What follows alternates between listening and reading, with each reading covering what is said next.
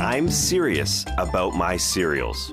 What type I'm consuming, making sure I try every single one, all of it. On workout days, I eat cereals with a lot of carbs and grains because it might help me lift my 15-pound dumbbells more easily. On non-workout days, I'm eating cereals which are low carb to keep it lean. I think that's how it works. And I've tried so many grain-free cereals that I've had to throw out. No joke.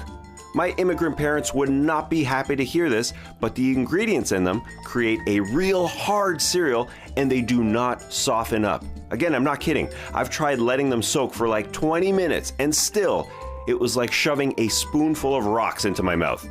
I had to toss them. My curiosity has led me away from Magic Spoon, but I'm going back because it has what I need and it tastes great.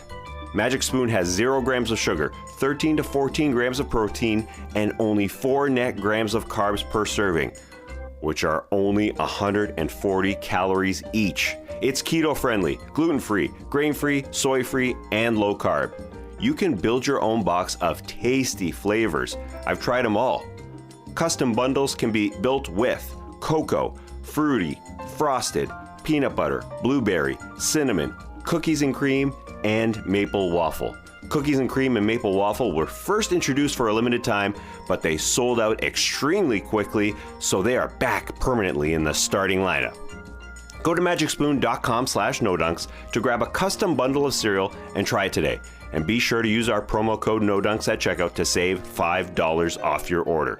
Magic Spoon is so confident in their product, it's backed with a 100% happiness guarantee. If you don't like it for any reason, they'll refund your money, no questions asked. Remember, get your next delicious bowl of guilt-free cereal at magicspoon.com/nodunks and use the code NODUNKS to save $5. Thank you, Magic Spoon, for sponsoring this episode and for saving my teeth.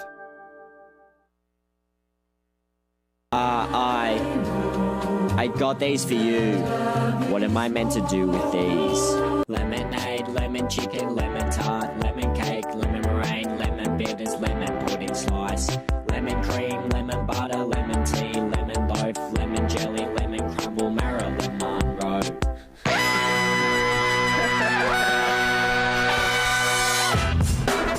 Good morning, sweet world, and welcome to the No Dunks podcast on the Athletic Network. It's Friday, February 25th. This is The Drop. I'm J.E. Skeets, and alongside me, as always, Tass Mellis. Hey, everybody. Hey, Tassie. We got our top shot hot boy, Trey Kirby. Hey, yo. Hey, yo. The international man of mystery, taking it to the max, Lee Ellis. Friend. And finally, making the magic happen, super producer JD. Hello. There he is. Here we are. How you holding up, JD, after doing those 3 amazing top 75 guests of all-time videos that we dropped over the last week? Yeah, feel great. It was a team effort. I mean, Tass did the front end, which was... Yep. I don't envy him for going through. That's a lot of footage he went through. So, way to go, Tass. Yeah. Way to go, JD. You taught me what a line cut was, and felt good. There were some great shots, especially seeing the Chargers behind us, especially behind Lee. There was a great shot of a Charger just dangling out on the wall. That was my favorite shot of the 3 episodes. Oh, what about when I had like looping earrings they appeared to look like because of my headphones and nobody told me? Well, you look like my nan, and I thought that's a cool look you got going on. That's how she used to have with her glasses, you know. And I was like, that's true. Right. That's what it looked like. In part 3, I guess that was happening. Anyway, check those out. Again, Tass did a lot of the heavy lifting at the front, like JD said, and then JD did an awesome job cutting those together and making them really slick. So check out those 3 videos posted on Tuesday, Wednesday, Thursday, breaking our top 75 guests of all time down, 1 through 25, 26 through 50, 51 through 75. Top 75 gams. I'm seeing Lee's legs. That was prominent in episode 1. Whoa. Yeah, there's the legs. There's the point. Here. There's the point. Look, and before we get started here, we'd be remiss if we didn't address what is going on in the world right now, because I think I speak for everybody. It can feel weird at times to like talk hoops as Russia attacks Ukraine. It can feel weird, yucky, whatever you want to call it. But No Dunks is a basketball podcast, so if you're in the mood, Maybe you're done with the doom scrolling for a second. You want to have some larfs, talk a little hoops. That's what Notice is here for. By the way, we also put a link in the YouTube sort of show notes. If you want to help out the Ukraine, click that link and get to work there. But let's talk a little basketball. Let's talk games. Because it was back last night.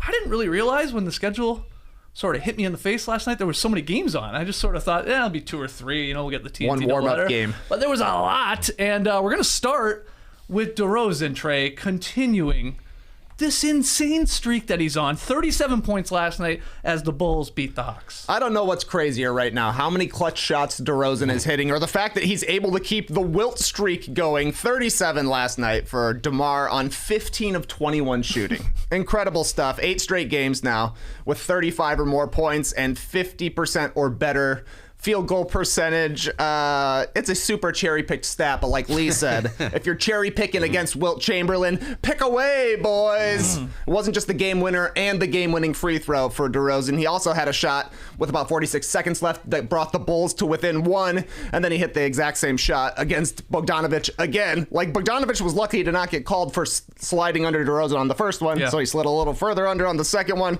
got called for the foul. DeRozan knocked down the free throw. 5 points in the final minute to win the game and extend the streak.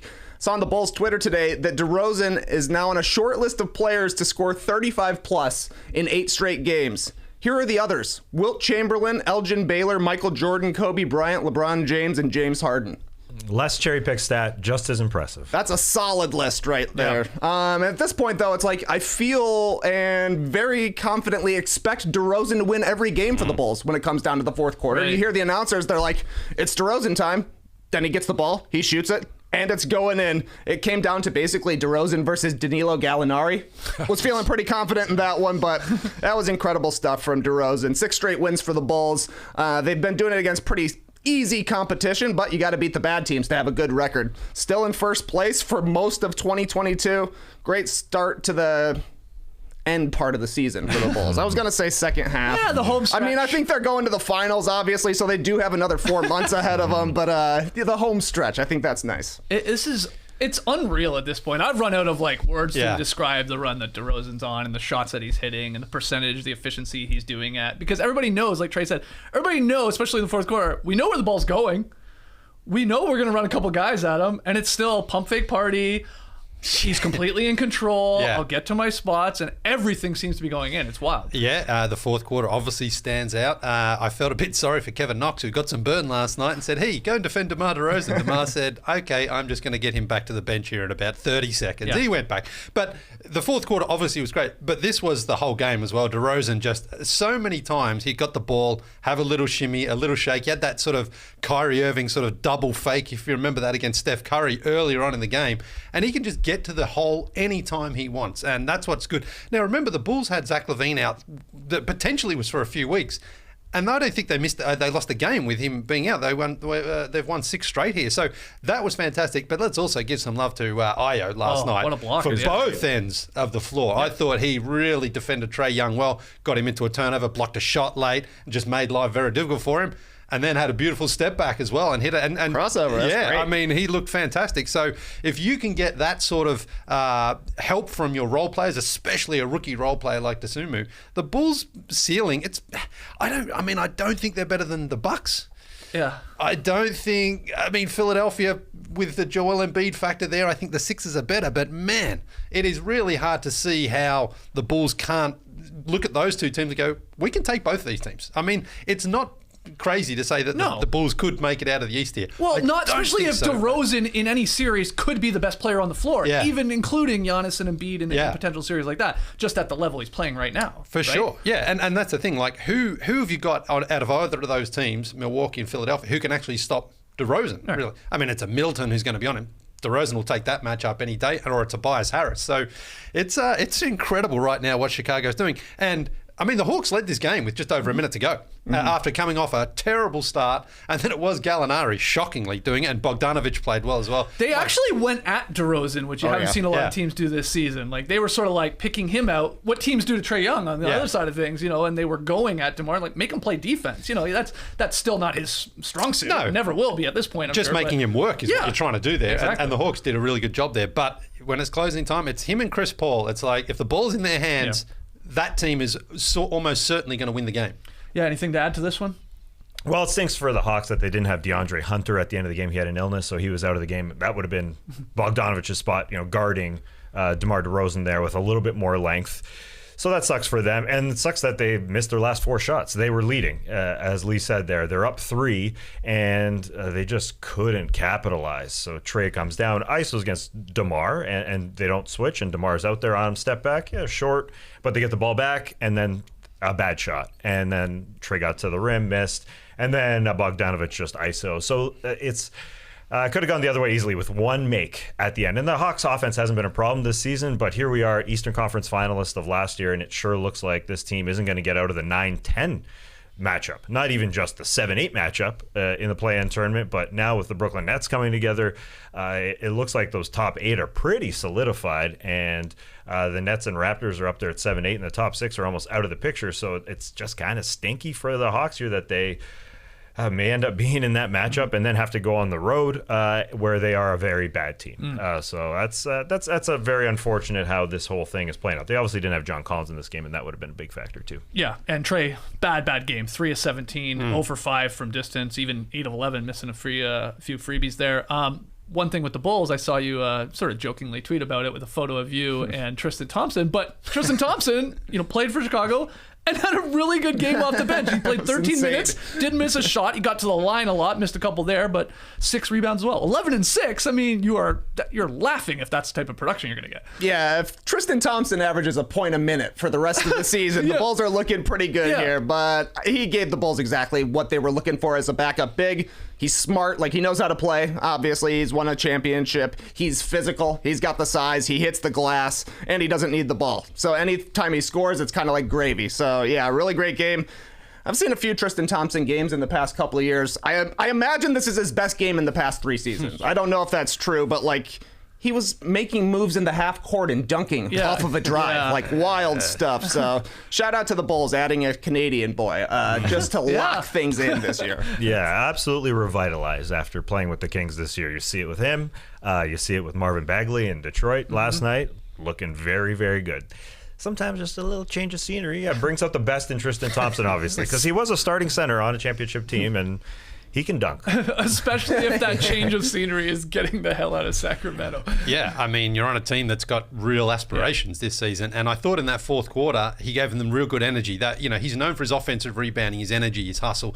That's what they really need, because Vooch, as good as he can be offensively, can be still a problem physically, defensively. So if you've got a guy who's got 6 fouls and maybe 15 minutes and he's going to give it everything, Tristan Thompson could be a nice little addition here for the Bulls. All right, well, let's keep it going. Jason Tatum scores 30 as the Celtics romp the Brooklyn Nets again. I mean, it wasn't that long ago, before the All-Star break, that they killed them. 129-106. Boston looked pretty dominant. They've been awesome since, January, really late December. Yeah, the game itself, not much to talk about. Jason Tatum had a massive dunk, beautiful stuff there, but it was a blowout pretty much from the start. Really, it's the games, it's the story within the teams here. And I'll start with Brooklyn because, Tass sort of mentioned they're getting their guys back. Well, they're still probably a couple of weeks away from getting... certainly Ben Simmons won't be ready for a little bit of time here. Kevin Durant soon. They're saying Durant potentially next week. Yeah, potentially. And I keep thinking today's Monday, but it's Friday. Yeah. And then even Kyrie Irving may be able to return to the floor too soon if they lift this vaccine mask mandate. Maybe. That's not confirmed, but it certainly looks like things are heading that way. And then they've got Goran Dragic. They've signed him. He's not ready to play. Now, I don't think he's going to have much of an impact, but certainly based on what we saw last night, the team's going to look very different in 3 weeks' time here. So it's really just the Nets. How long can they hold on? How long? They're treading water right now. Are they going to be able to still get out of this sort of play-in situation? Because right now, they're 3.5 back of the Celtics and 2.5 back still of the Toronto Raptors. So the Nets can't really afford to drop too much further if they want to get out of that situation. But if they do, and Durant comes back, Durant's the one. All the other guys can be hit and miss. But if Kevin Durant comes back and is healthy, then the Nets are a very, very dangerous team coming out of that potential 7th or 6th spot in the Eastern Conference. So for them, that's great. And for the Boston Celtics, apart from the loss against the Detroit Pistons just before the All-Star game, we won't count that one. They're humming right now. They're playing really good basketball. I mean, again, it's against the team that's depleted, but they pounded them again. As you mentioned earlier in the month, they did it by 60 points or something. I turned this game off at the half. It was like a 15-point lead, but it was like felt bigger. They were never close. Winning, and the Celtics are playing great. Yeah. They just kicked their ass in the first half. And so now they're 9 games over 500, Boston. This is quite a surge here. And Ime Udoka, his team, he really focuses on that defense. And that, to me, is the key, because Cavs maybe just starting to slip a little bit here. If Boston can lock in that D, I like the Derek White addition. He came off the bench last night. They're one of those teams that could be a tough out come first round of the playoffs. Yeah, for sure. Anything to add to the Celtics victory? Definitely not to the victory. It was a spanker. But the Brooklyn Nets are so interesting in that they're still talking about a championship, and they're 8th in the Eastern Conference. And that would obviously be the lowest seeded team to ever win a championship. And even Patty Mills, even a level-headed guy like Patty Mills, is saying, I came here for a championship. Once we get our guys together here in the next week or two, they're going to have a bad little run of a schedule these next 5 games. They're almost like they can't win any of these games. Bucks, Raptors, Heat, Celtics. And that's going to be depleted with a bunch of their guys out. But then they can make a little run, and they are going to be in the playoffs. So this little 16, 17-game window, really that's how many games they're going to have all their guys back. It's fascinating. It's a fascinating watch because they do have, I still think, the best player in the game when he comes back healthy, and Kevin Durant.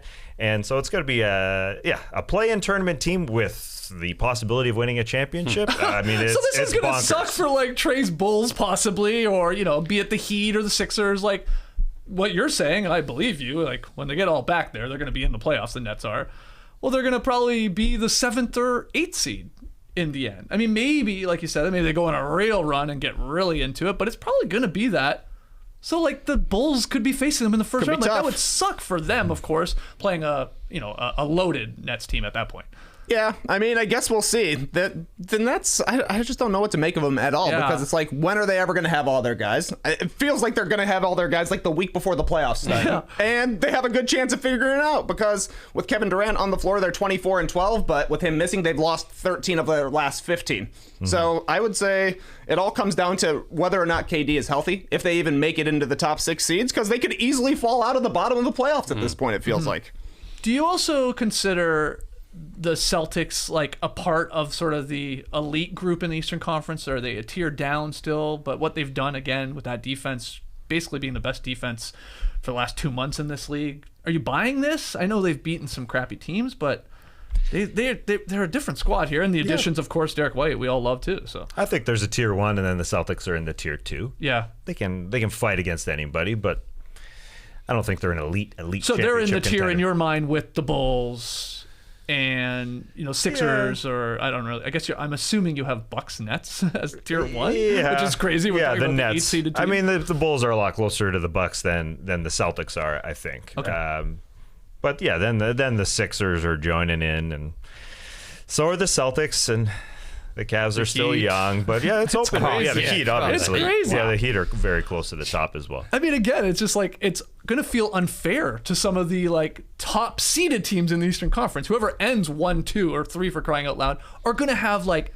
Usually, we look at that and go, "Well, that's an easy series win." I just don't think that's going to be the case. There could be an upset or two in terms of just the actual seeding, a 7th or an 8th seed beating the 1st or 2nd seed, especially in the East, right? Yeah, I mean, the Bulls lost 1 game, I think, though, to the Nets. It was a blowout in Chicago. But that was when they had, certainly James Harden played. They had all 3 healthy. Yeah, so that's their best. But that, of course, is now a completely different team without James Harden there. They've got a better defensive player in Ben Simmons, a different offensive player. But the guy just hasn't played either. So to figure him to be able to sort of get into that. It's also Ben Simmons. Like, that's the crazy thing. Yeah. Think about the last time we saw Ben Simmons playing. He didn't want to shoot in the fourth quarter. Right. And now we're like, he'll be back and healthy. I mean, championship favorites. Physically, he could be a good matchup for DeRozan. He's got the size and the athleticism, but again, he's got to get out there and play and get some reps and get some, get some game shape under his legs. So, I mean, you shouldn't fear the Nets. You should feel they're beatable, but of course, the Kevin Durant factor is always going to make things a little bit more difficult. Well, that's what's so weird. like in both conferences, really, if you think about it, with the Lakers, because if they have LeBron and AD, you're like, geez, they could probably beat anybody still if those guys are playing at an elite level. Maybe you don't, because they don't have a lot of other talent. But then the Nets are the same thing. If they have their star guys, then I guess my point is, you wouldn't be surprised if they don't even make the playoffs. Yeah. They lose one or two of the play-in games. They don't even get in there, or they win the whole damn thing. Like, it's that wide. I don't have the Nets as a contender, like a serious one. No, I don't think they can win it all. Okay, and I guess the Lakers, you don't think that as well. Lakers, no chance at all. I think. Well, Vegas still thinks they could. Of course. Yeah, but Vegas. They just want to take your money. Exactly. Don't bet, kids. But unless it's a sure thing. Unless you know you're right. The thing is, I just feel again the Nets are going to be a tough team. I don't see them beating potentially the Bulls and the Sixers and the Bucks or the Heat. I just don't see them having that good a run. Yeah. And doing it all on the road. Exactly. And, everyone coming together. They'll be tough. No one's like going, yes, give me the Kevin Durant team.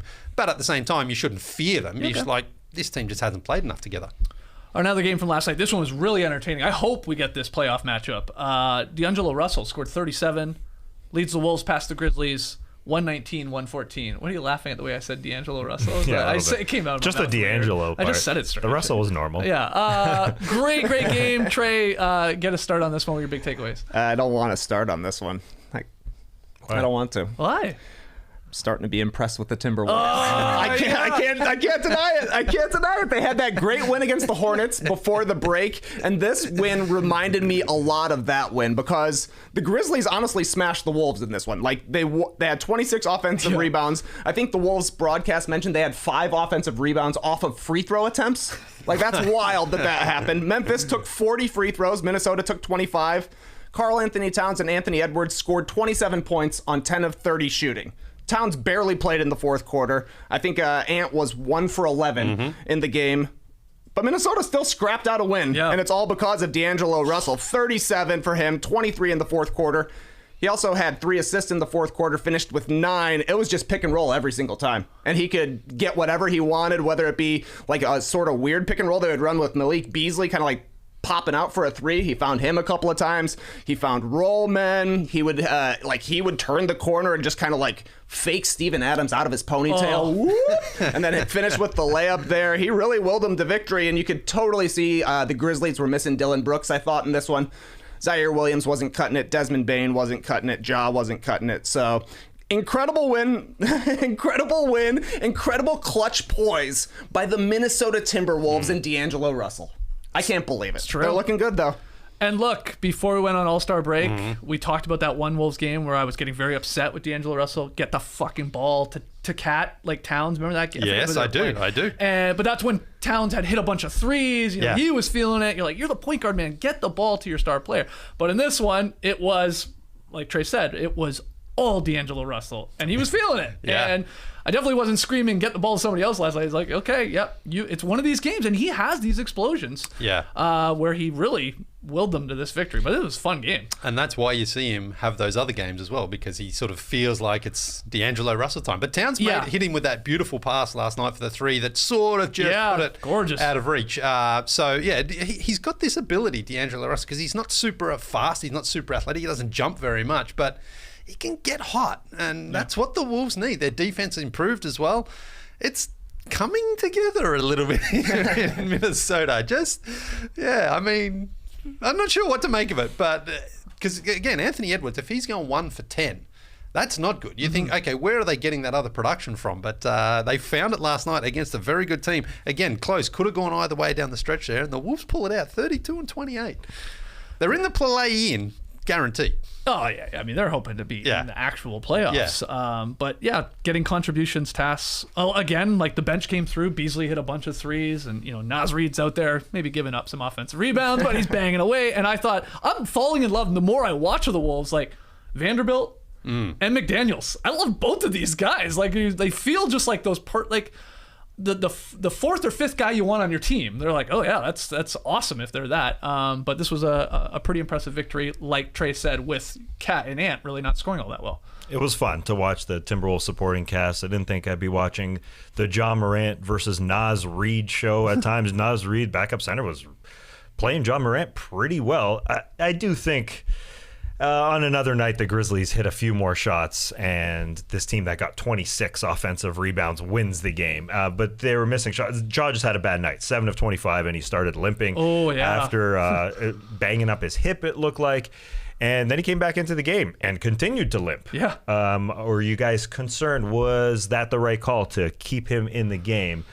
I was concerned when it was happening because it looked bad. Like it looked bad every time he would hop back down the court, but then afterwards, Taylor Jenkins said it was just a cramp.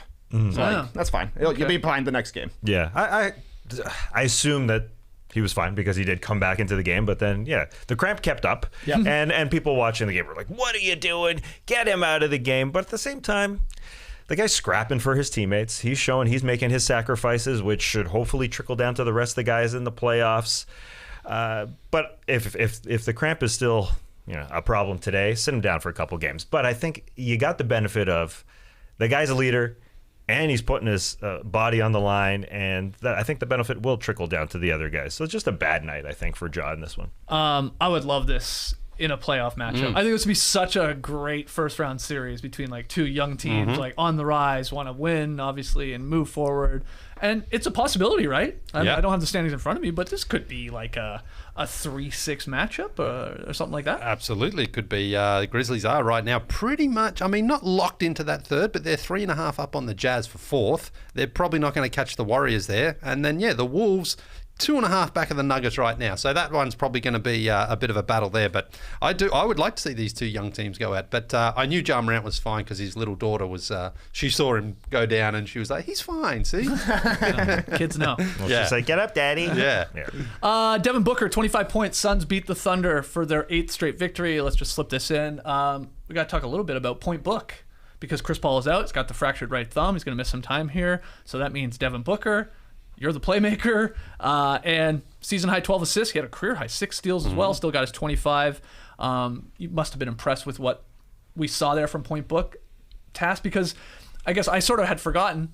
He did do this when he was losing a bunch of games on the Suns under Igor, if you remember. It was they were trying Devin Booker the point, so he got some reps in, and maybe that helped him out there last night as they continued to hum along and get the victories here. I don't remember the Igor era. No? But it was dark. I was the only Devin Booker fan out there, I felt like. Igor era. Igor Kokoshkov. That was 1 year of Igor, right? Yeah. That was a quick must have been run. a 19-win year? Didn't they have like a couple Something 19-win like years? that, yeah. Yeah, they got the #1 draft pick. It worked out all right. That's right. Igor, Everybody's like, oh, they're taking Doncic. That's his coach. Yeah, good point. Weird. But the Suns are going to be fine. I definitely wasn't watching a lot of this game against the OKC Thunder, but the Warriors have 7 more losses than them in the second seed with only about 22 games to go. So it's going to be very difficult to overcome that. I think these reps are good for Devin Booker as the point guard with Chris Paul out right now because, again, I don't think they're losing this 1 seed, and there's going to be games where Chris Paul is maybe not feeling it or has foul trouble or, unfortunately right now, if this injury persists a little bit into the first round of the playoffs, Devin Booker could be their lead guard. I'm sure the campaign was great last year. He chipped in. He won a Western Conference Finals game, but this year it hasn't been the same for campaign. So, these are good reps, I think. Aaron Holiday is getting the backup point guard minutes. He's like a new addition to this team. 5 of 5 last night, 12 points, 5 assists. He's playing for them. I think they're like Monty Williams is like definitely leaning towards him over Elfrid Payton as that backup point guard. That makes sense. And Mikal Bridges also with no Chris Paul. Watch him and what he does. He had 21 shots. That's a lot for him. I think it's the most he's taken in a game this year. 10 of 21. He had the 4 steals because the defense is elite, but he'll get more of a chance here to shoot the ball. And I just will say, you said they're like, 7 games up on the Warriors? 6.5. 6.5, geez. 7 less losses. You have to find the balance, right, Monty Williams and the Suns coaching staff, between the workload for Booker. Like, I don't think you don't want to go overboard. The reps are fine at the point guard. We know he can do it. But also, if you're so clear with the #1 seed, there are opportunities to get him some rest and stuff like that, and just give more minutes to Holiday and Payton. So it's just something to watch, but just another win, and that's all they do. Yeah, but that's the thing. Trying to be positive about the Chris Paul injuries, like this is a good opportunity just to see how the Suns can close out the season. Because again, it did get close-ish in that fourth quarter, and it was like, okay, Chris Paul isn't here. Who is going to step up? And again, it's against the Thunder, fine, but that's the thing for the Suns. Chris Paul getting a bit of rest for his legs here for projected a long playoff run could work out okay if they can just sort of show, hey, we can survive without him. Yeah, we said it at the time. It's better that he got injured now than he got injured in May or in a playoff series, stuff like that. Just the other games from last night quickly. Cade Cunningham's free throws. You must have loved this. Lead the Pistons over the Cavs. Though the Cavs had, 3 chances to tie this thing up? Pretty open looks Yeah, as well. all of them. Yeah. Pretty good. Couldn't knock it down, so Pistons get the win. Curry and the Warriors crushed the Blazers, just destroyed them. And Jokic and Will Barton helped the Nuggets to the 128-110 win over the Kings. And I got a little trivia for you guys off of this game. Kings trivia. Wow. So, Will Barton, Jokic is still the MVP frontrunner, according to Basketball Reference. A lot of people have him at least top 3, wherever you put him.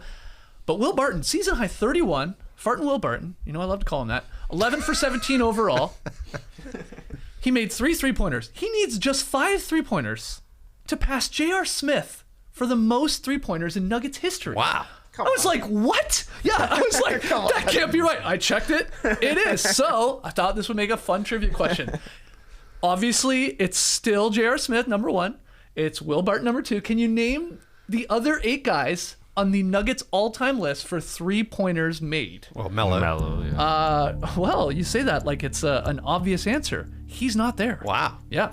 Chauncey Billups. Yeah. There you go. 9th, 514. Andre Miller. Andre Miller, not there. Michael Adams. Michael Adams, 4th. Good wow. stuff. 630. Yeah. Jokic then? Is... Jokic is a good guess, but it's correct. He's 8th. Sorry, I didn't yeah. think he was there. Yep. Mahmoud Abdul-Rauf. No. Ooh. There's one George. a current player that's going to be like taking this in, I don't know, next year. Jamal Murray. Yeah, Jamal Murray. He's 3rd already. Right. Wow. Which is crazy. Okay, so you need 5th, 6th, 7th, and then you need 10th. I mean, you should get number Nick 10. Van Exel. No.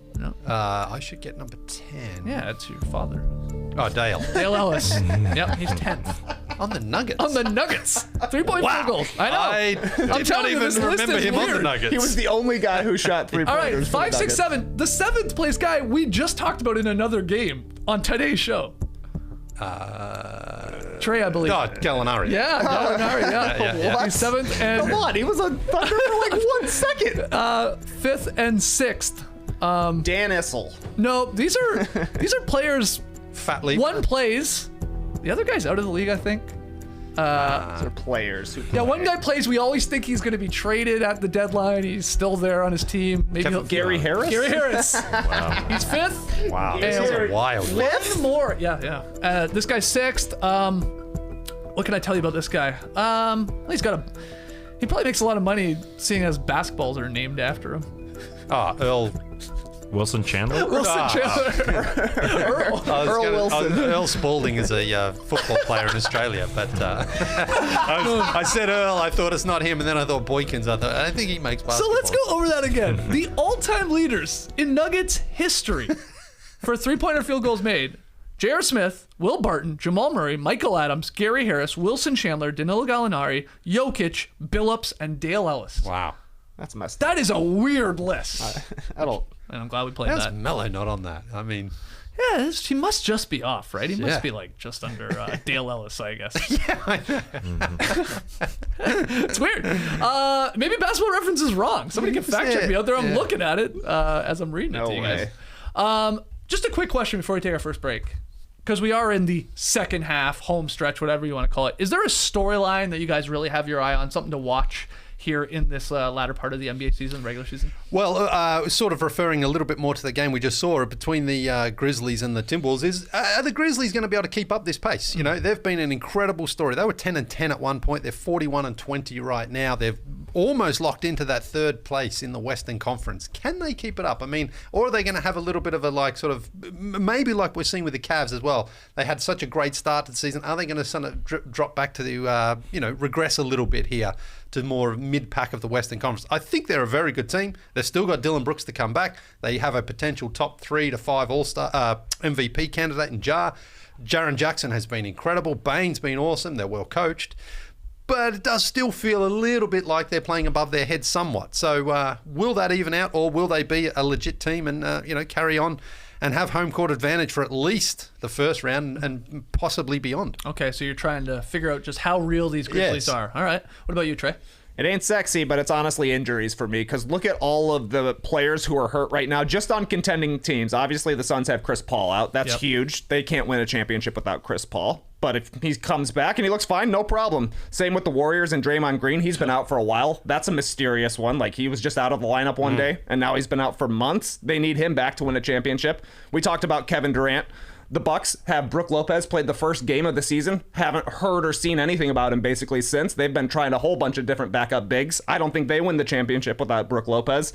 The Bulls' 3 best defensive players are out. The Nuggets might get Jamal Murray back. They might get Michael Porter Jr. back. You go further down the standings, the Hawks have no John Collins. They need him to make the play-in tournament. The Clippers might get Paul George back. The Lakers have Anthony Davis out. Who knows what's happening with Zion Williamson and the Pelicans? Like, there's a lot of huge name players who are out of the lineups right now, all for teams that need these guys back if they're going to accomplish what they're setting out to do this season. So it's all going to come down to, like, when these guys get healthy, when they get back up to their conditioning to get ready for the playoffs, because we're running out of time. We've got like 6 or 7 weeks until the playoffs start. So heal up, boys. Yeah. What about you, Tass? What's the storyline? Well, I think the Brooklyn Nets thing is incredibly interesting, because as much as we say the Eastern Conference is wide open, it's wide open for them as well, because there's lots of holes. The Bucks are giving up boards and giving up extra points because Brook Lopez isn't there. You know, they should be the absolute favorite, but they have a hole. Miami Heat, they lack some half-court scoring. I think that's an issue with them. I think up and down the Eastern Conference, there are holes, and the Brooklyn Nets had 8 games played between their top 3 last year. They went to the second round. It was very close. They almost knocked off the Milwaukee Bucks if they weren't hurt. So it's wild to think that a team that will finish 8th at the best, it looks like, because their schedule and because they just don't have enough time to make it up from 8th to the Raptors 7th spot, that they could be a team that goes to the finals depending on how it comes together. But they're going to have like 16 games to have an incredible lineup to see if they actually can put it all together. So that's wild to think about. You know, the Rockets were the lowest seeded team to win the finals. They're 6th seed, way back. The Knicks, made it as an 8th seed to the finals and lost, but the Nets, I think, could easily be there as well. They are nothing to scoff at. So the 15, 16 game run that they're going to have, 17 games maybe, I just wonder when they all come back. Are they coming back piecemeal, or are they coming back all together? Because it's a weird thing happening. It's like, Ben Simmons, is he waiting for Kevin Durant to come back so he can come back? Like, what the hell is going on there? Why not come back all together? I just hope that March 10th game between the Nets and the Sixers is going to be full strength. And Danny Green, Ben Simmons' former teammate, came out and said, I don't think Ben Simmons is playing. I don't think he is, but come on, Benny, let's go. What's that? I mean, basically 2 weeks away. 2 weeks yesterday it was, 2 weeks, that's it. Okay, there you go. One guy expected to be back tonight, I think I saw. The reports is James Harden. Yeah, call him Jimmy Harden. He'll be back playing for the Sixers tonight. So that's obviously a storyline to watch too. How do Harden and Embiid work? Are they like unstoppable too there in the East, or do they have some struggles in terms of like who's getting the balls, who's getting the touches, where it's going in the fourth quarter? So obviously we'll be watching that one tonight. We'll be talking about it on Monday, I'm sure. Let's hear from everybody out there though in the stream team. Storyline you're watching here in the second half of the season. The home stretch is the better way to put it. All right, let's take our first break. When we come back, a little Is This News. Listen, with HelloFresh, you get farm fresh, pre-portioned ingredients and seasonal recipes delivered right to your doorstep. Forget about those trips to the grocery store and count on HelloFresh to make home cooking easy, fun, and affordable. That's why it's America's #1 meal kit. I love it because it takes all the dicking around about trying to decide what to have for dinner. A little confession here. I actually pick the meals myself, but I tell my family it's a surprise. So they think that HelloFresh is curating this box of food for us, but it's actually me making all the decisions, and it works out great for me. That's a dad hack for you. HelloFresh is 72% cheaper than a restaurant meal of the same quality, and you can save on average over $65 per month when you order HelloFresh instead of grocery shopping. HelloFresh offers 50 menu and market items to choose from every week, including veggie, calorie smart, family friendly, and gourmet options providing plenty of variety. Recipes like hibachi sweet soy bavette steak and shrimp. Holy wow. That sounds decadent. It does sound decadent. Put it in a quiche. Bring restaurant quality meals right to your kitchen, while their white cheddar Wonder Burgers make it easier than ever to skip the takeout. And honestly, it's a great way to get your kids cooking. You can do it with them if they're younger, but I just make my kids make dinner. The step-by-step instructions are all laid out. It's super easy to follow, and it gets them off making meals like instant ramen and Kraft dinner. To be honest, when I make dinner, that's what we're having, the instant ramen and Kraft dinner. Go to HelloFresh.com/NoDunk16 and use code NODUNKS16, that's 16, for up to 16 free meals and 3 free gifts. That's HelloFresh.com/NoDunks16 and use code NODUNK16 for up to 16 free meals and 3 free gifts. It's a lot of free there. It's a lot of free. Yeah. This next ad comes to you from a company that's cooking the best omelets you'll have all year, all while changing the world one egg at a time. It's called Just Egg, and I'm happy to tell you about it because Just Egg is a cholesterol-free, plant-based egg that will give you the most decadent quiches of your life, the fluffiest scrambles, and the easiest egg sandwiches. Or in my case in particular, I love a good Just Egg scramble in the morning on an English muffin, a little bit of cheese and beautiful barbecue sauce. I think it's fantastic and it tastes great. And Just Egg has about the same protein as a chicken egg, but with much less saturated fat. Plus, Just Egg is packed with cholesterol-lowering polyunsaturated fat. Chicken eggs have severe FOMO when they look at Just Egg, and that's really the important part for me. In order for Just Egg to be successful, I think it really needs to make sure that it tastes good and is good for you, and I can happily say it ticks both of those boxes.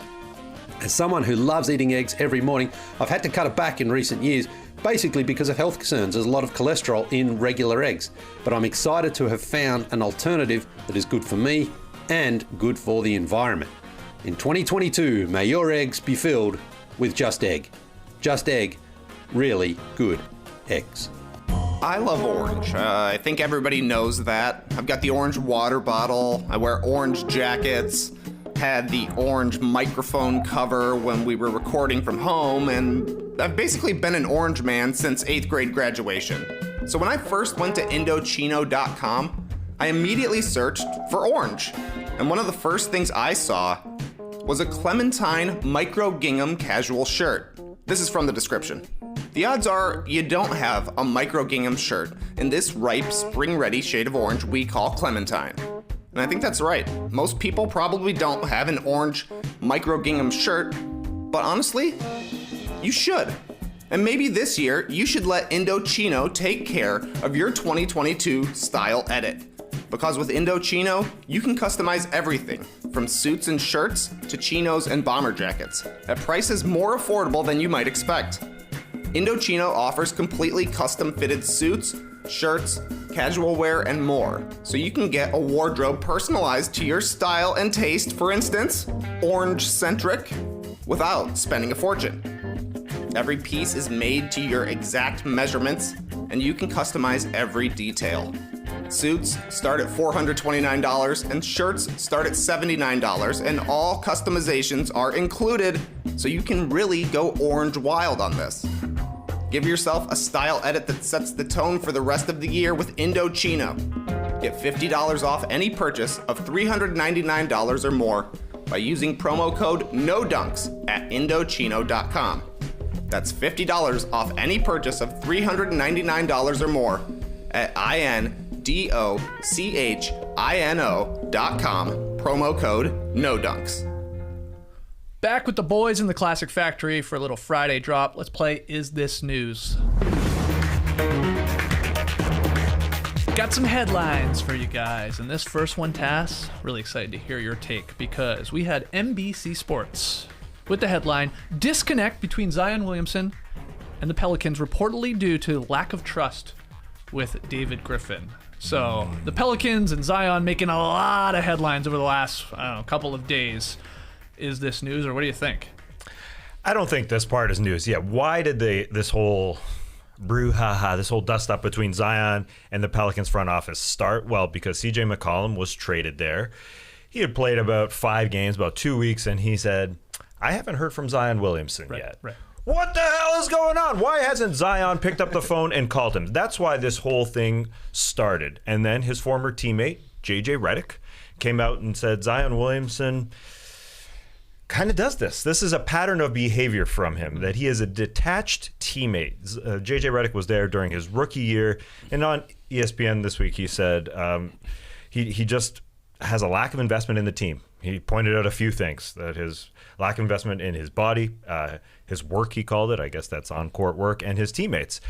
And that was back in his rookie year. And I got to believe J.J. Redick here, because he did say he confronted him in front of the team during his rookie year. J.J. went up and spoke to Zion. So if we're going back to this first initial news story that Zion has a distrust with the front office, I think Zion was sort of detached in his rookie year. I'm buying what J.J. Redick is saying there. So did he have a distrust in his rookie year? I mean, I don't think so. I think this is just what Zion is at 21 years old, and maybe he can turn it around. Maybe he's just young and doesn't see himself as the leader of this team and doesn't pick up his cell phone, and maybe he didn't know CJ McCollum's number. I mean, that's a dumb reason. It's a dumb excuse why he wouldn't text somebody. But yeah, J.J. Redick came out and claimed, come on, you text your teammate. I texted everybody. I texted Ersan Ilyasova was what J.J. Redick was saying.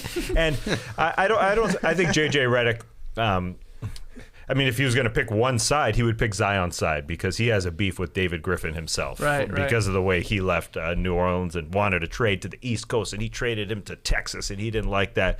So I'm thinking there's just a problem with Zion and not being a number one guy. Just not comporting himself like that, I guess, is what's happening. And so that's the issue here. The distrust thing, yeah, he didn't like Stan Van Gundy. He probably got him fired. He probably got his whole staff fired. Then they traded Nickeil Alexander-Walker, who's his buddy. So maybe that pissed him off too. Lonzo as well. Yeah, Lonzo as well. And then last week, the strangest thing of all, an actual thing that happened, the Pelicans send out this season ticket promotion for next season. And the players on it are CJ McCollum, Brandon Ingram, and I don't even remember the third one. Valanciunas. And not Zion. That's weird. And then they corrected it and threw Zion in there afterward. But there's a disconnect there for sure. Zion hasn't talked a lot since the beginning of the season, but he did go on record, as our own Will Guillory said it on The Athletic. He came out and said, I love New Orleans, but then he kind of went into hiding. So I think he's 21 years old and just isn't ready for that. And if the body doesn't catch up, which is a big issue, and maybe he's not dedicated enough, then maybe he's not even going to have time to do that. Maybe the body just won't react like he should, like it will, like he wants it to. But if he's not dedicated to it, then I don't know how he's going to put on those Nikes. CJ McCollum has since come out and said, we've talked. Yes. We've linked up. And in fact, I think CJ even told the media, leave him alone. Like let him rehab. And I don't think CJ McCollum had planned on this happening. This is really what kicked it off.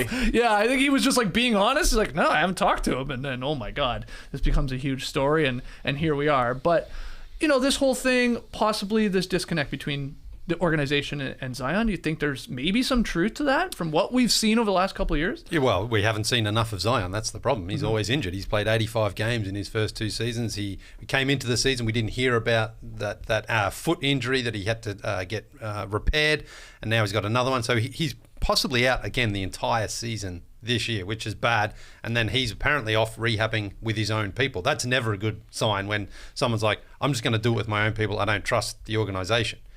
But that could be, they could come to an agreement with the organization over like, possibly. This is better if you're in X place and stuff like that. But or are you looking at it like, is this Kawhi Leonard and the Spurs 2.0 here? Now it's a little different because Kawhi had already signed a big deal. He's been in the league a lot longer, but is that what you're concerned? That's exactly where I'm sort of going, because Zion can sign his rookie extension at the end of this season as well, that massive 5-year, 200 and whatever it is, $1 million contract. And when he's away from the team rehabbing, it's kind of like, I don't trust those guys. But it's also like, well, you haven't been on the court long enough really to be going off with other people. You've got to get yourself healthy and get on the court. There's a lot of finger pointing going on. The fact that David Griffin has fired Alvin Gentry and he fired Stan Van Gundy after one season, he's under some pressure as well. He's made this trade to get CJ McCollum. The Pelicans absolutely must make the play-in tournament this season, with or without Zion. They've just got to show that they can they're an organisation going forward, not backwards. What do you think, Trey? Well, I think Lee is right. We need to see Zion on the court. It seems like he needs to be working on his communication. He's still just in his third season. He's missed the majority of all 3 of the seasons. And like Lee just ran down, he's had a different coach every single year as well. So it's like an unsteady franchise, an unhealthy player, and a guy who's supposed to be the face of your franchise, the leader of your franchise, who isn't healthy enough to actually be the leader of your franchise. So it's just all bad. Quite honestly, it's a bad gumbo, if you will. New Orleans shout out there. But yeah, I mean, the clock is ticking. That's the problem, is that even though Zion hasn't been on the court, he's still under contract, and that contract is coming up sooner rather than later. So yeah, I don't know. The Pelicans need to make the play-in tournament. I think that is huge. Getting Zion back on the court, even if it's just for like 10 games at the end of the year, that would be huge to see as well. The 2 other things that stuck out to me, the Ersan Ilyasova shout out from JJ Redick, I thought was hilarious, because like Ben Simmons just shouted out Ersan Ilyasova too. I'm like, what's all the Ersan Ilyasova buzz about in 2022? Must be a great teammate. Yeah, he must be. He's flopping around there, just shooting the wide open threes. That's all he does. And then I also thought it was funny that after Zion got called out for not texting with CJ McCollum, he put up an Instagram thanking Willie Herman Gomez. I have a phone. Cool, man. Yeah. Cool. What are the Pelicans going to do? You said he's only played 85 games. Got this contract extension coming up. Like, is it am I being dumb to even like question whether they just say, here you go, here is the max, please continue to stay with us? Or do you as an organization have to be like, I don't know, or is it like the Embiid situation where there's just a bunch of clauses in this contract where you got to play X amount of minutes and stuff like that and stay healthy? Yeah, so he doesn't have to sign it this summer. He can hang on to next season, and he's still a restricted free agent. Right. So then they can match any offer he gets, and then worst case scenario, they can offer him the qualifying offer for that 5th season. Then he becomes unrestricted. I think they probably, as a show of good faith, want to say to him, we believe in you. Here's your max. It's a huge gamble by the franchise, but I also think if there's any more sort of conflict and chaos, that could just make things even worse. So it's almost like, we've got this guy. We know what the potential is there. We're gambling against the injury. So to certainly put in some criteria there that he has to meet, like the Joel Embiid. But I don't think you want to sort of show like, we're not sure, you might not even be able to make it through another season. So I think you have to go ahead. It's a big risk, though. Yeah, absolutely. Would you agree with that, though? They almost have to as an organization with it? Or no? Yeah, if they have enough stipulations in there, then I think it's fine.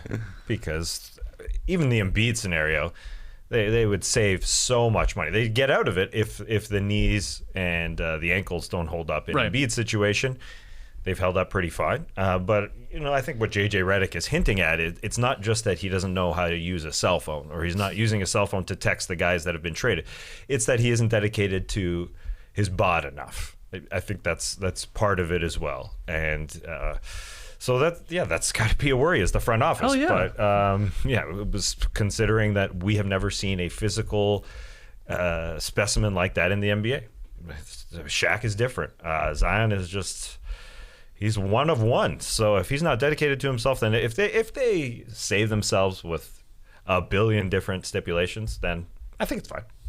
Our next headline from The Athletic. A fine website. Go get yourself a subscription, theathletic.com/nodunks. Knicks and Kemba Walker agree to sit the 4-time All-Star for the remainder of the season.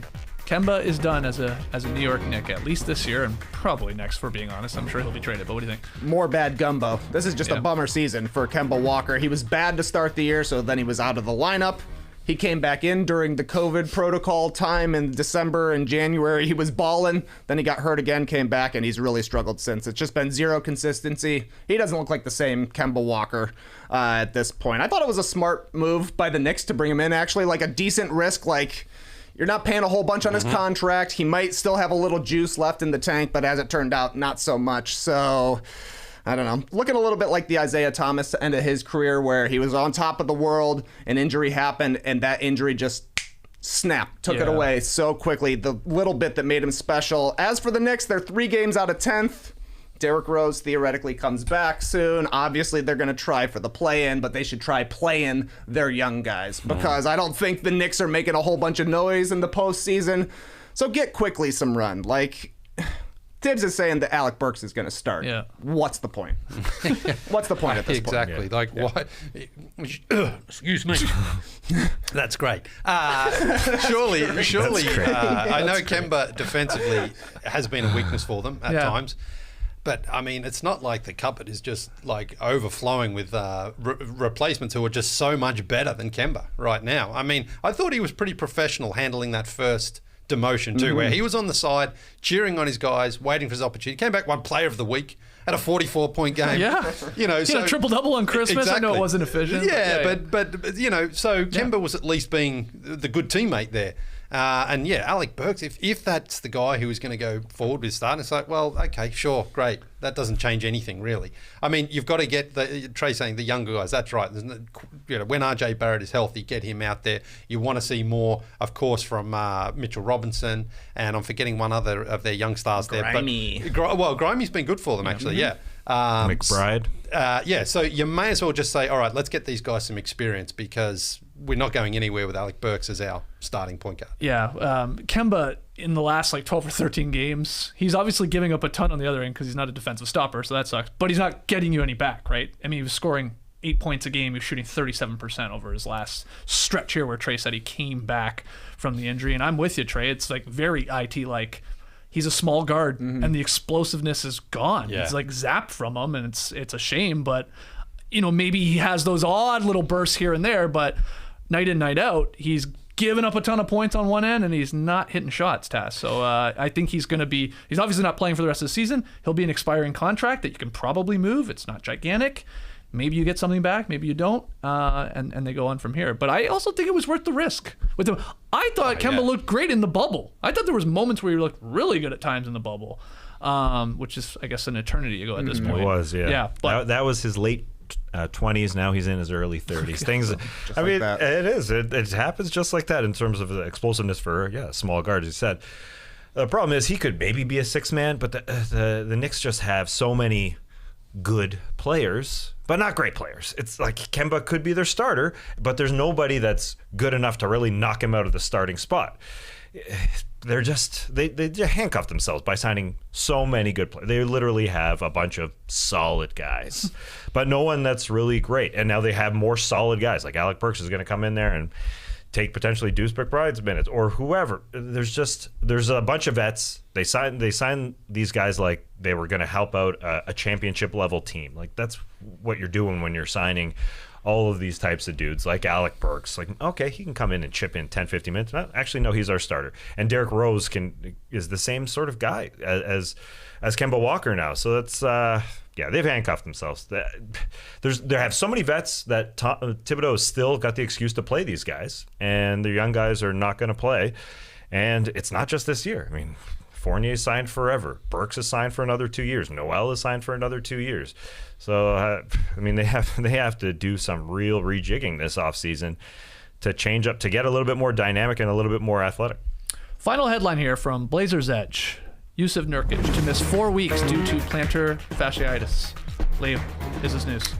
It's bad news for Jusuf Nurkic, but it's probably not the worst news for the Blazers if they're hoping to get a high draft pick. They're still in the play-in tournament right now, but now they're very, very thin in the middle. They just signed, they picked up Drew Eubanks, so he's probably going to be their starting center for the remainder of the season. He started last night, didn't he? Yeah, he did. He did. And Justice Winslow is one of those guys who's kind of a undersized big, so he probably gets the other minutes there. But for the Blazers, yeah, look forward, not back. Yeah. And if you can drop down, let the Spurs and the Pelicans fight over that last play-in spot, maybe that's not the worst thing in the world. So they say he's been playing through this injury for a long time. You know, they say it's since September, but he's been playing well.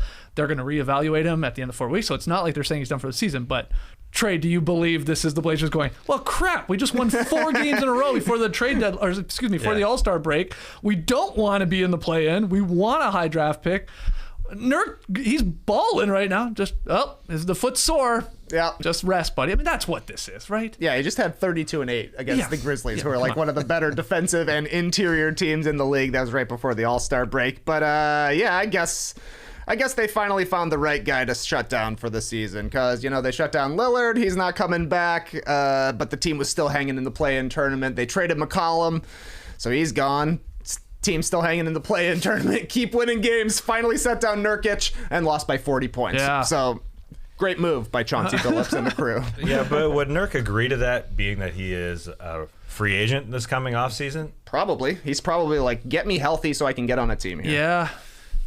I guess if he is really injured, then yes. It could be something that lingers. Plantar fasciitis lingers, but he's had some good games recently. Yeah, he was averaging 21, 14, and 4 on 60% shooting during that little 4-game win streak. Playing his way out of the rotation. Right. It's strange. I saw my favorite comment was plantar fasciitis just so happens to be Latin for top 5 draft pick. Because they're like, yep, sit him.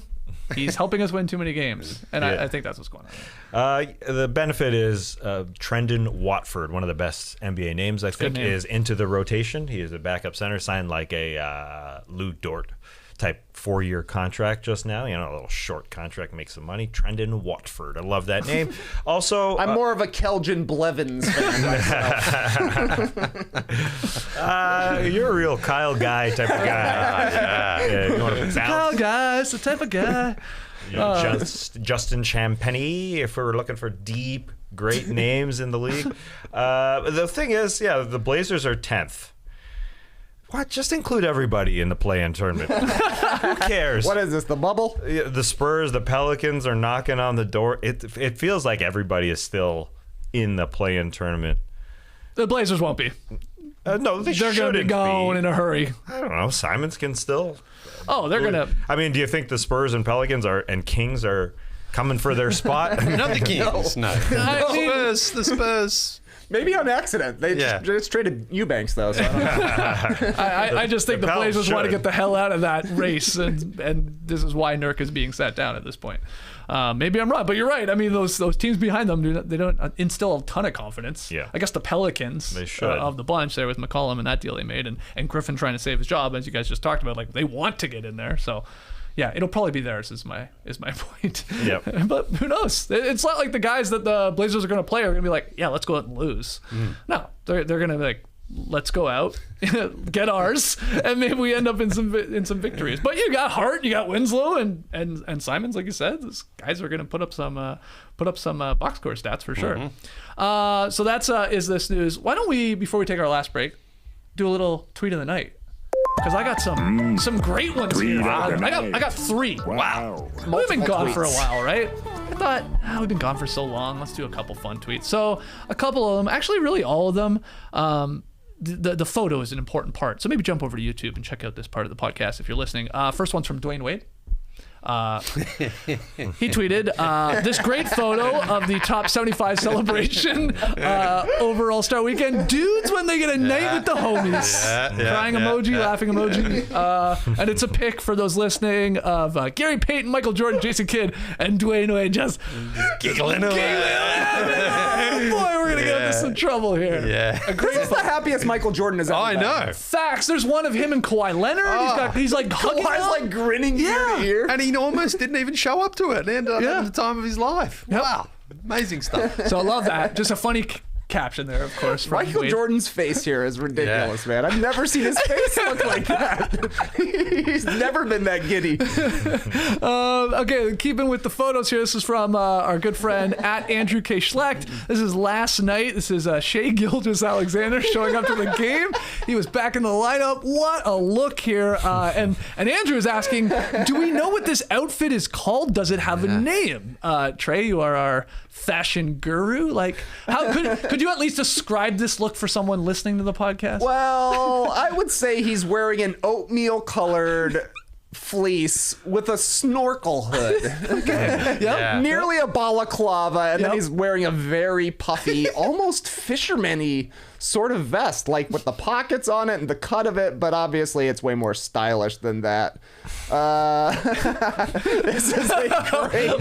Stylish? Is it stylish? Well, fashion he's wearing forward, it. we'll say. Yeah, We'll yes. say, yeah. But the full zipped up hood is hilarious to me, just showing a tiny bit of your face. It looks sort of like the Thunder plane just had to make an emergency landing in the middle of Alaska, and you had to put on your life vest, I guess, that inflates on the plane. And then he was like, well, it's cold out there too, so we better bundle up. But what do you think, Lee? Would you rock that? I just don't get the life vesty part of it. I it's think cool, man. Otherwise it sort of almost looks like sometimes when they're doing NBA 2K and they've got to put all the things on the player to get the movements right. It's almost like he's Yeah, true. sort of like Just that. the comfy version of that. Yeah, one of those ones when Andrew tweeted, I'm like, who is that? I can't even quite make out who that is at the start, and then you're like, okay, yeah, it's Shea. It does look like an emergency situation. 'Cause Yeah. that's a sloppy T-shirt underneath too. Yeah. Like, what is that T-shirt all about? What a That's a power bad look. But because he plays in OKC, he kind of goes overlooked. But he wears some wild. Oh stuff. yeah, he's on a lot got of like flavor.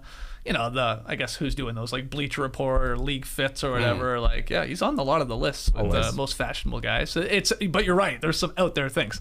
Final one. Yeah, I got one more tweet for you guys from Discussing Film. Shout Factory has acquired Elf with plans to bring the character back, quote, in a totally new way with new content, unseen art, and restored footage not seen in 30 years. This is the moment Elf fans have been waiting for. You're damn right it is. And I'm taking full credit for this one. I feel like I said Elf was going to be coming back like a couple months ago to you guys here on the show. Or I was like at least perplexed why every other show has been rebooted or come back. And why not Elf? Because it sucked. No, I've never watched Elf. I did watch it. You bullshit. I did watch it because he used to try. He was always going to eat the cat, Hell the family yeah. cat. Yeah, and, he was. And the old man was like, stop eating the cat or don't try to eat the cat. Oh, will he? But, yeah. So anyway, Elf is coming back. I'm a little perplexed by this tweet. Unseen art and the restored footage. I don't really get what's going on here. Doesn't sound like a show. It just sounds like. It just sounds like they're like really just gonna starting an re-air it. Instagram Like, account. Yeah, the Elf archives. Yeah, JD, any thoughts on the Elf comeback that we've all been waiting for, or at least Elf fans like me have been waiting for? I have zero thoughts on it. Well, I never like Lee. I've never watched the show, so I have.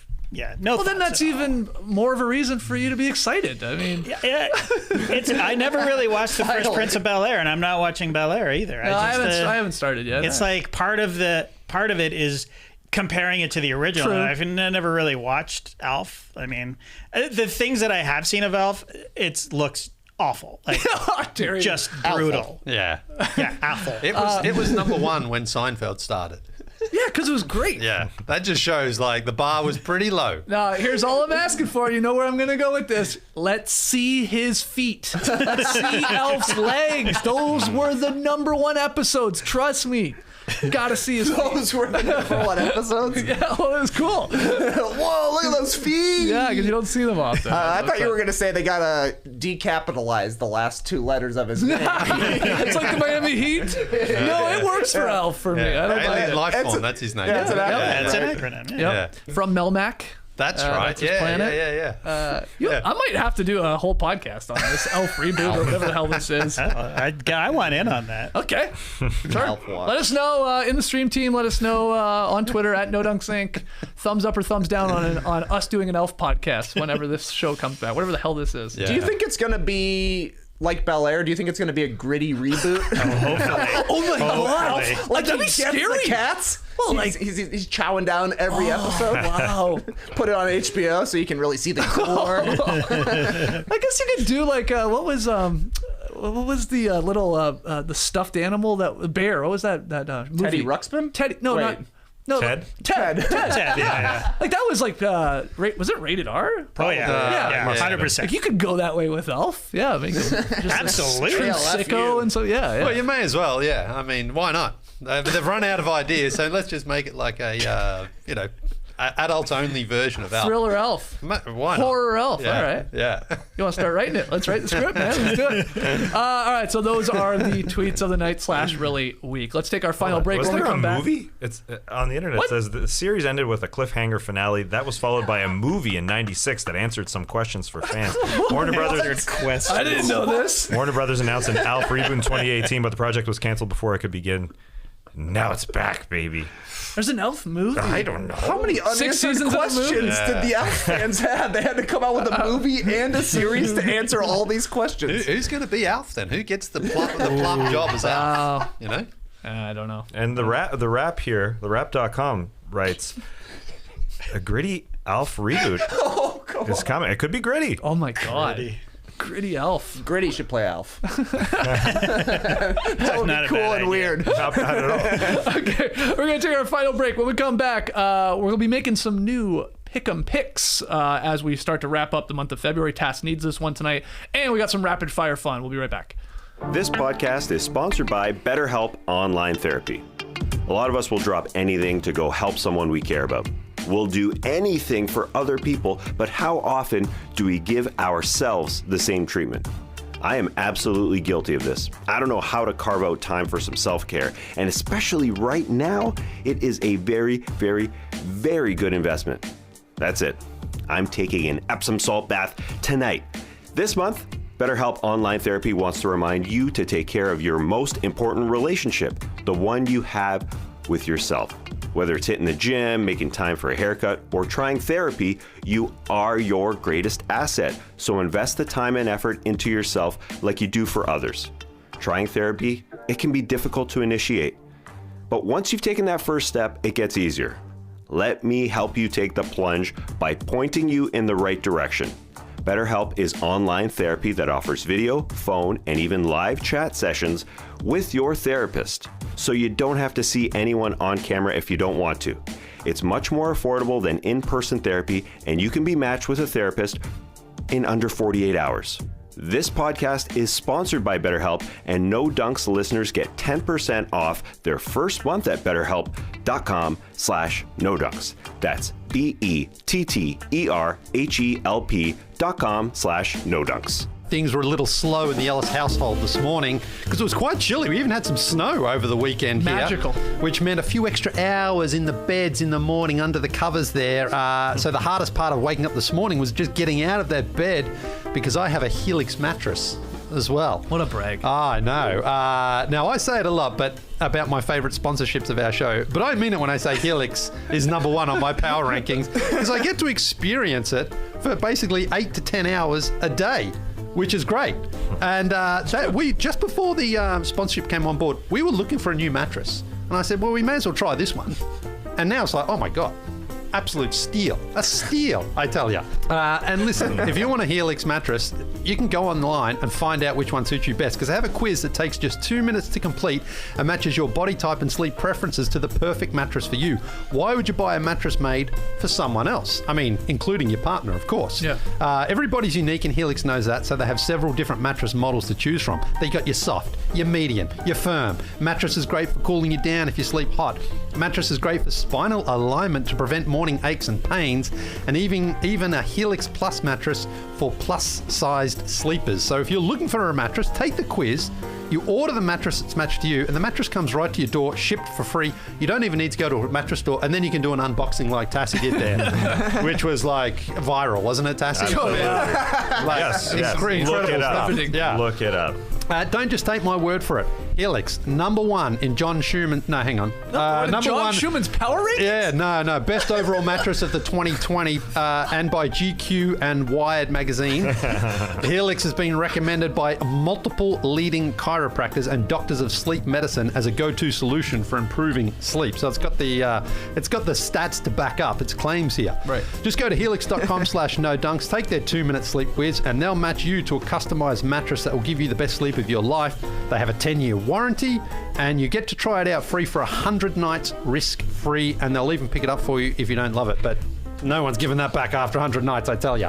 You're ordering the second one. Listen, Helix is offering up to $200 off all mattress orders and 2 free pillows for our listeners at helix.com/NoDunks. Well, we're into the new year by this point, and one goal I got for myself this year is to re-qualify for Boston by trying to run about a 3-hour-ish marathon this summer. Oh boy. Got my kicks, got my training program, 16 weeks of running and yoga, swimming, hey, maybe a little cycling. And now I've got my favorite hydration product, Liquid IV, baby. 1 stick of Liquid IV in 16 ounces of water hydrates faster and more efficiently than water alone. And Liquid IV got some incredible hydration flavors. Watermelon, lemon lime, pina colada, and more. Variety is the spice of life, people. Early favorite in the Skeets Liquid IV rotation, strawberry. And this product really has come a part of my daily workout routine. I generally take one before a run and sometimes one after because Liquid IV is made with premium ingredients and it hits you with 3 times the electrolytes of traditional sports drinks. It just also has me drinking more water, and I always need that reminder. It's a win-win here. Keep the body and the mind sharp. So grab Liquid IV in bulk nationwide at Costco, or you can get 25% off when you go to liquidiv.com and use the code NODUNKS at checkout. That's 25% off anything you order when you use the promo code NODUNKS at liquidiv.com. Experience better hydration today at liquidiv.com. Promo code NODUNKS. Back with No Dunks here in the Classic Factory. Before we get to tonight's Pick'em, brought to you by BetMGM, just to get the February records out there for everybody. Maybe you've forgotten. I'm 10-3, Lee's 9-4. We're clear, my man. We're good. Okay. Good months. Good stuff. Trey's 6-7. Tass is 4-9. Okay. There's tonight's game here in February on a Friday night, and then I guess you got Monday to play with too. So you need this one tonight. You're 2 games back from TK. What is tonight's game? I was dumb and I got desperate on our last daily show, but here we are in desperation mode. There's 9 games tonight. ESPN went with the big market games that some people will not care about. Heat, Knicks, Clippers, Lakers. But there's some other doozies. Raps, Hornets, 76ers, Timberwolves, and then our game, Mavericks, Jazz. So Trey picked the Mavs, so of course I'm taking the Jazz to try and get both these games right and tie him up. Also joining Trey is Lee, and Skeets joining me on the Utah Jazz bandwagon. The line is 6.5. I thought the that was weird. Jazz have to win by 7 or more. It's quite large. Yeah. Mavs just can lose by 6 or less. All right, so there you go. Tass, to stay alive here in the month of February, needs the Jazz to win by 7 points or more. Let's wrap up this Drop podcast with a little rapid fire fun. TK, you got the questions this week. I've been waiting to ask y'all this question for a week. Where's Wancho? He's in a movie. Yeah. Netflix recently released a trailer for a new film called Hustle, starring noted hoops fan and pickup basketball aficionado Adam Sandler and the NBA's own Juancho Hernangomez. It's a weird sentence, but I want you to make a weirder one. Put an NBA player in a movie with a Saturday Night Live alum and give it a name. Skeets. Chris Kaman and Chris Kattan are cavemen. I don't know. Just sounded like a real possible movie. That's definitely a possible Yeah. movie. I can see Chris Kaman and Chris Kattan playing a character like that. Yeah, to I be picture quite it. honest. I picture it like Chris Kaman more of the caveman vibe, but then Kattan would be like, he would be a caveman, but he's like this little weakling, and it's like he doesn't know how to do anything. So that's where the humor lies. But let's get Elf in it too. Yeah, I think Alf can make an appearance. Yeah. I saw Corky Romano in the theater, so I'm buying a ticket to that. All right. Great. JD, what's your NBA Saturday Night Live movie? Yeah, still workshopping this a little bit, but one of my favorite characters from the SNL universe, is that a thing? Sure. Is Debbie Downer, the great Rachel Dratch. Yep. And I always thought she should have a movie, and who better to team up with Debbie Downer, but the most positive person I can think of in the NBA, and that, of course, is Bill Walton. And I'm just gonna just call it Debbie Downer, but they just go on a road trip. Debbie Downer and Bill Walton. I think it would be hilarious. So, hit me up, Hollywood. Hit me up. Juxtaposition there. Love it. I love it. Lee, what you got? So, the fashion industry is a very competitive field. right? Yes. So I'm going with Adam Sandler, and I'm going with Tracy McGrady, and it's all about a tailored industry for clothes, and it's called Uncut Hems. Bars. Wow. Honestly, bars. Yeah, that was very good. He's so proud. He's so fucking proud of himself. From the studio who brought you uncooked carrots. Last weekend's dunk contest was not great, but we came up with some pretty solid ideas to bring it back to its glory. What's something else that needs fixing, and how would you fix it, Skeets? The Apple TV remote. All iterations of it. I know it's gotten a little bit better. I think like this one, the current one, at least like the Gen 2 one, bit better than the one before that was like you breathe on it and it's suddenly picking something you don't want. It's just too sensitive. And I think we can do better, Apple. So I don't really have all the ideas how to fix it, but I know it can be better, Trey. Needs to be a better It's one. not good. I'm like a Gen 1 Apple TV, and that was like the skinny remote. I called it sticky. That thing was like, you would lose it every time you Oh, yeah, well, that's the other Well, part. that's the thing. I think it works great. No. You just lose it. It doesn't work when you can't find it. There's one. Make it bigger. There's one. It's the one after that. The trackpad on it is insanely sensitive. And now, like the Gen 2, again, it's a bit better. They got rid of that, but you're right. You lose them all the time. So we can do better. Make it like an old person's cell phone or like a kid's cell phone where they have like 4 buttons, but it's like the size of a book. Fine. Then you won't lose it. Yeah, I guess the new one's got the whole Siri element to it, but I don't like Siri. I just don't use it. You can't delete it. like You her at all. can't delete it from your phone. Like it's got to stay on there. I've tried a few times. It's Siri? like- yeah. You tried to delete Siri? Yeah. Yeah. How do you, Man, that's ruthless. They're You listening, really don't man. like They're her. listening. I'm trying to shut off the communication. All right. Tried to delete her. Ouch. Get out of here, Siri. Damn, that's tough, bro. JD, what's something that needs fixing? How would you fix it? I'm going with the Oscars. They're desperately trying to fix the Oscars. Yep. They're dropping 2 of my favorite categories, editing and score. Yeah. What are you doing, Oscars? That's not the solution. That is not the solution. Here's an idea. Make it entertaining. You've got the best of Hollywood. Do a good show. Maybe people will watch it. I don't know. Anyways, that's my solution is do better. Yeah. Make it a better show. Is there Better, an Mr. award? Oscar. Yeah. Is there an award show that they can emulate? Because Well, the Golden Globes is always better. yeah. But why? You feed them, Yeah. you give them a lot of booze, Right. Yeah. and it's just more of a free-flowing, fun affair. Yeah. And usually they have a host. They haven't had a host the last few years, so It's a big circle jerk. Yeah, totally. Yeah. That's fine. It's Yeah, supposed I know, to be I a know, circle I know. jerk. I want a circle jerk. Call it the circle jerks. You might as tune well. in. Oh, here's another tip. Nominate movies that some people have seen. Yeah. And maybe some good ones. I mean, The Power of the Dog is Power of the gonna Dog- win. Apparently. I know. I know. Now I have to finish it. Maybe it gets good. Hey, I don't know. I watched I watched over this little break Encanto.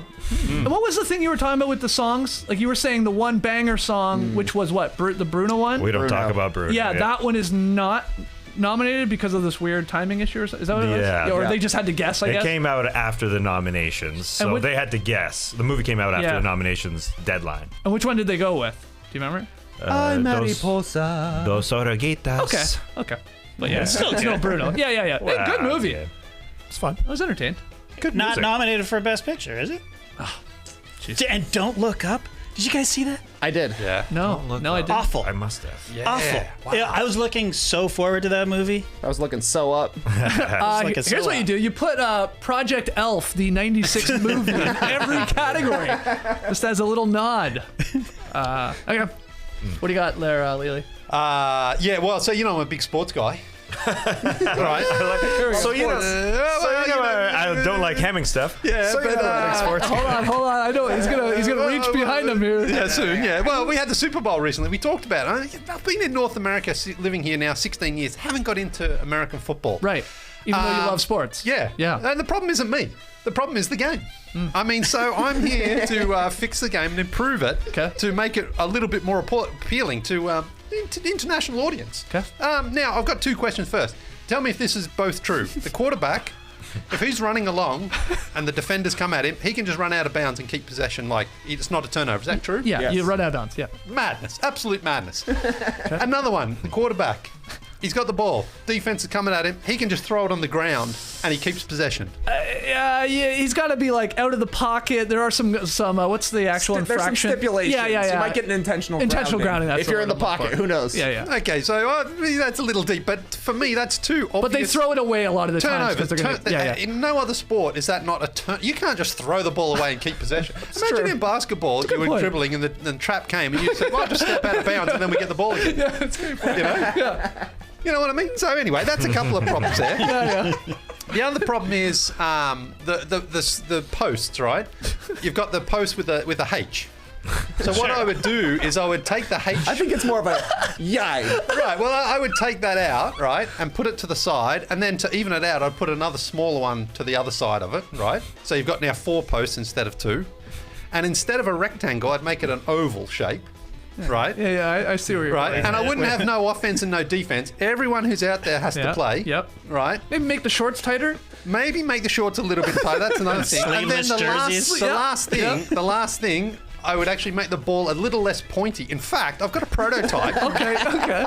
Let's see it. I would make the ball a little bit more like this. Yeah. Okay, so it's a little rounder, a little softer. Yeah. Not quite as sharp and as pointy, not as dangerous. I would make a bunch of the players Australian too.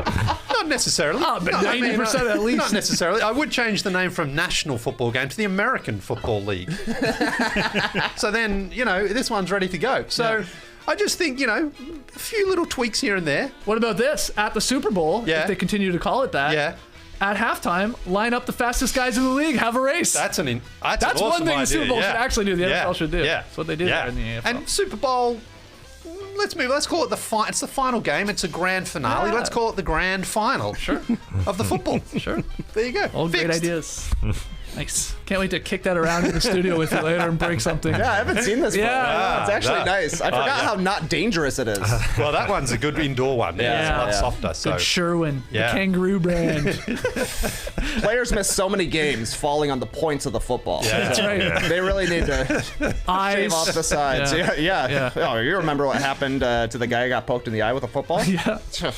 Slinging that hog skin right into his eye. Bad stuff. One-eyed Willie. Final one. The NBA's 75 greatest players wore navy blazers with diamond patches to the ceremony in Cleveland. But as we've seen this week, they did indeed get custom Jeff Hamilton leather jackets honoring their time in the NBA. If you had Jeff on retainer stitching you some custom leathers, Skeets, what would you want on the sleeves? Man, I was telling you guys all about Jeff Hamilton. I said these jackets existed, and as we saw, Right, buddy. everybody was getting them and putting them on. Why weren't they wearing them there on the weekend? No one knows. But what would I put on my custom leather from my man Jeff, my cool Jeff? I think JD, you have a photo. There's that bobblehead of me that you use. I forget who created this for us. I think it was Stefan. Oh, was Yeah, it? Okay. I think Stefan. Yeah. Oh, Stefan Vasilev. Okay, well, there's this funny little photo of me, my big old head there. But what I like, and what would be my custom patch, would be that globe, the world, that is in the shape of, a candy, in a candy wrapper, because it's Good Morning, Sweet World. So I think I'd put that as like the logo Right, there. It's sort right. of, it's a circular logo with the little plastic little ties, I guess, if you want to call them that, on the end. So I'll go with that. I love it. You think that's like a Lindor truffle? Is that what they're called? Oh, yeah. Yeah. Oh, Those are maybe. good. Those are very good, yeah. I've never seen the Earth version. Yeah, same. A lot chuckier. Yeah. A lot more dirt in it. JD, what are you getting on your leathers from Jeff? Yeah, I didn't overthink this. I just made a list of all the places I worked, because that's basically what it is. So here we go. Toronto Star, Globe and Mail, Vena Pharmacy, Bermuda Schwartz, that's a restaurant. The CN Tower, it was the world's tallest freestanding structure at the time. Ginsberg and Wong, that's a restaurant. Harrington Kilbride, that's a publishing house. Eastside Mario's, that's also a restaurant. Yep. The Pink Palace, cheesy resort in Greece. Fast Eddie's, cheesy restaurant in Melbourne, Australia. The Hard Rock Cafe. Elephant Castle, that's a pub. Supersonics Productions, Dudley Scott Productions, those are sound audio houses. The Score, NBA TV, and The Athletic. Wow. Those are not all my jobs, but those are the jobs I did get fired from NBA TV and The Score.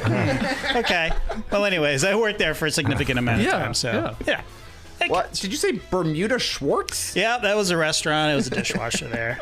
Wow. 80s, the 80s, man. It's crazy times. And what was the vibe of that place? Like people wearing shorts? Yeah, and Hawaiian Bermuda shirts Wow. and Bermuda shorts. Cool. And, not cool. Not Sounds cool like a at place Jeff Hamilton would like. all. Oh, he'd love it. Love it.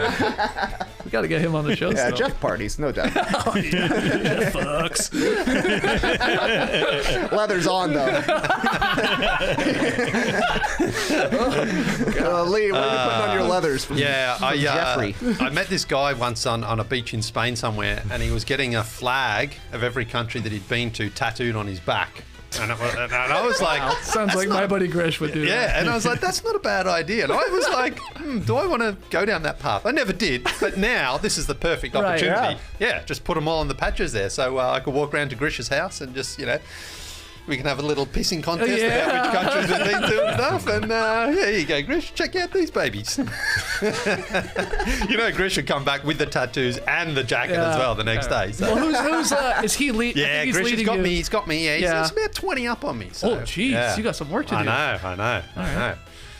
But has he been to Syria? I don't think so. I don't think so. There's one or two in there that we have. He hasn't been to one like Sweden or somewhere like. What a loser! I know, but that's like because You call yourself a traveler? You never been to Sweden, When he was Grish? living in Dubai, joke. he's ticked off a lot of those countries down there, Oman and Dubai for one. I haven't even been there, so he's got me there. I got you there. Yeah, I know you got me there. I know. So All right. UAE, but yeah.